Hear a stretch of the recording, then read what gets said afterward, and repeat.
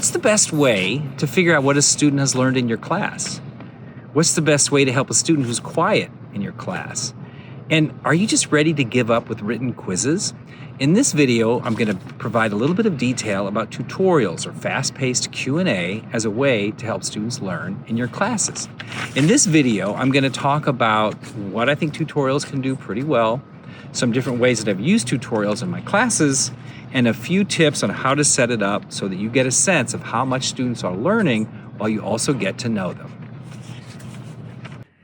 The tutorial I describe in this video is a one-on-one interview between an instructor and a student. It is based on the Oxford-style tutorial, but it's shorter in duration. Students get a list of topics to study in advance, as well as a list of sample open-ended questions to help them prepare.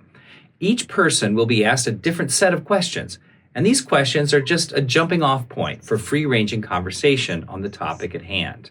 In this video, I describe tutorials that are done on Zoom to make it easier to record what we talk about. But tutorials can be done just as effectively sitting across the same table. It's important to help your students prepare for the tutorial, since the prospect of a one-on-one oral quiz can be terrifying. The tutorial also will be a change to everyone's normal routine, so you'll want to provide plenty of advance warning and reminders. About 2 weeks before the tutorial, you'll announce the tutorial days and distribute a sign-up sheet, such as by using a Google Doc that students can edit. You can also use appointment booking apps that allow students to pick a time slot that works best for them. Be sure to space out the blocks to provide breaks for you and have plenty of capacity that allows students to reschedule. It's outside of the normal class time, so you'll want to allow some margin of error for their scheduling. About 1 week before the tutorial, you'll distribute a study guide and a rubric that helps students understand how they will earn credit. The list of materials can be calibrated to what you expect students to prepare for a quiz in your discipline. In my discipline, history, this might include a few days of lecture, a book chapter or two, a primary source, a motion picture, or nonfiction film. In general, I have found it helpful to have students prep a range of materials so they can demonstrate advanced level mastery through synthesis and analysis of a topic, era, or civilization. On your end, you will prep a questionnaire that you will not share with learners prior to the tutorial. This questionnaire is essential to making the best use of the time you have together. I recommend creating a list of 15 to 20 true-false questions that are relatively quick for students to answer. You'll choose 2 to 3 from the list, and as soon as they answer, you affirm or correct their answer. Then you launch into open-ended follow-up questions that probe students' mastery and allow them to demonstrate what they are learning in your course, such as, "That's correct, but tell me more about why this is true."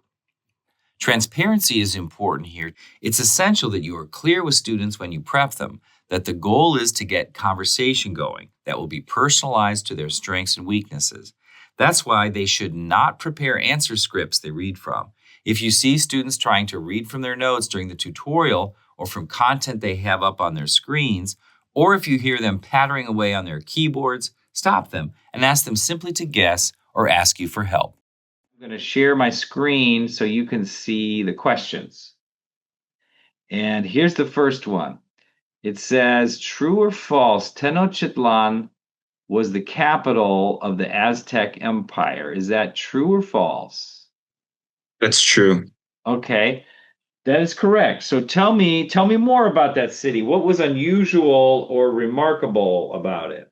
The idea is, Dominic, as you know from other practice tutorials, is that try to answer as quickly as you can, because as soon as you answer, we'll have the follow-up questions and we'll get into it a little bit more, okay?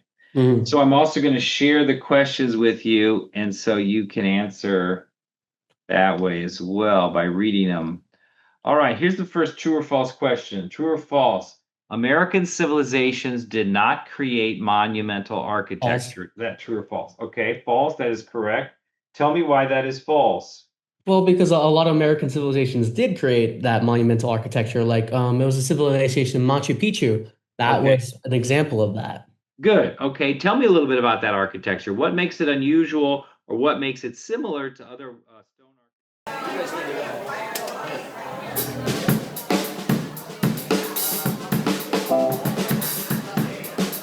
I like doing tutorials because it's different from taking a quiz, where it's a different version of doing active recall.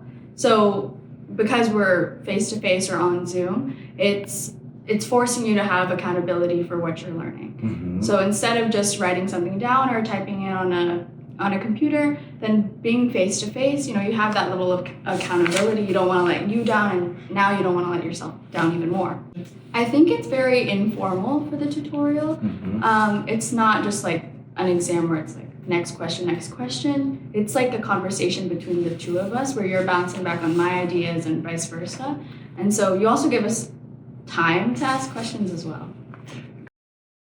Definitely on Zoom, we had a lot more flexibility. It was great not to have to commute or walk to class. Maybe, to commute or walk to class, so you just pick a space and you're there already. You have 2 minutes, maybe log in and everything's fine. So the timing is all in check and you know what to expect.